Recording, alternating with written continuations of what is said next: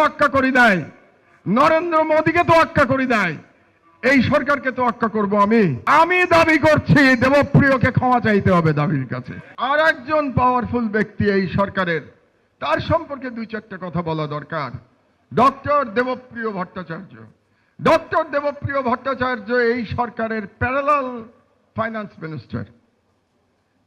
একজন আছেন ডক্টর সালাউদ্দিন, তিনি হচ্ছেন নামে উপদেষ্টা, আর প্যারালাল এবং more powerful is doctor Debapriya Bhattacharya. কারণ দেখলাম আমরা যে প্রফেসর ইউনুস সাহেব যে আমেরিকাতে গেলেন, তার সঙ্গে সফর সঙ্গী হিসেবে সালাউদ্দিন সাহেব যান নাই, সফর সঙ্গী হিসেবে গিয়েছিলেন ডক্টর দেবপ্রিয়। এই ডক্টর দেবপ্রিয় এত পাওয়ারফুল, আপনাদেরকে 11 সরকারের সময় মনে করিয়ে দেই, এই ডক্টর দেবপ্রিয়র জন্য বাংলাদেশের আইন পরিবর্তন করা হয়েছিল তাকে সরকারি পদ দেওয়ার জন্য। আপনারা ভুলে যান, ওই যে বলি না বাঙালি মুসলমান বড় তাড়াতাড়ি ভুলে যায়। এই doctor Debapriya was a beneficiary of 111th government, ভুলে গেছেন আপনারা সবাই। তাকে বিদেশে চাকরি দেওয়ার জন্য ফরেন মিনিস্ট্রিতে বাংলাদেশের আইন রাতারাতি বদলানো হয়েছিল। কি আইন বদলানো হয়েছিল আমি বলতে চাই না, এটা ব্যক্তিগত, আপনারা জেনে নেবেন, কিন্তু আইন বদলানো হয়েছিল তাকে সরকারে দেওয়ার জন্য। আজকে সেই দেবপ্রিয় অনেক পাওয়ারফুল। এই দেবপ্রিয় 2005 সাল থেকে পুরো 11 সরকারের সময়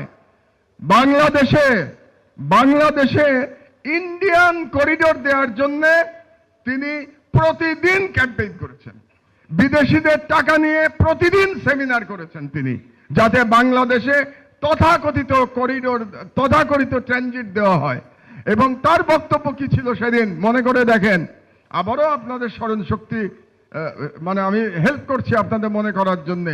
তিনি এই বয়ান ফেরি করতেন যে ট্রানজিট দিলে পরে ট্রানজিট থেকে আমরা যে শুল্ক পাবো, সেই শুল্ক দিয়ে বাংলাদেশ সিঙ্গাপুর হয়ে যাবে।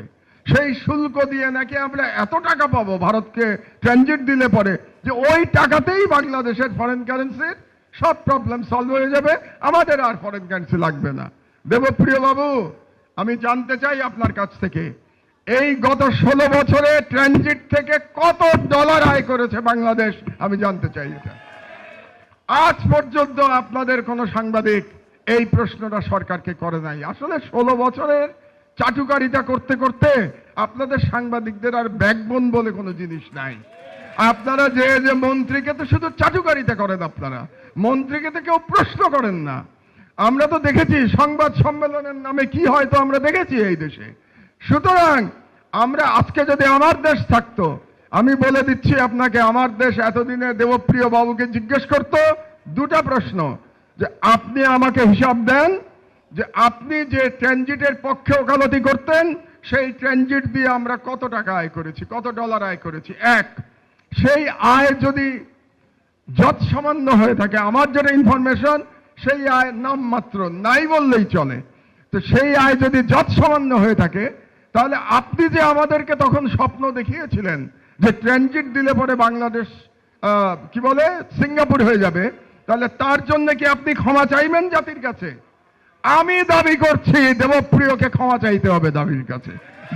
শোনেন, শেখ হাসিনাকে তোয়াক্কা করি নাই, নরেন্দ্র মোদীকে তোয়াক্কা করি নাই, এই সরকারকে তোয়াক্কা করব আমি।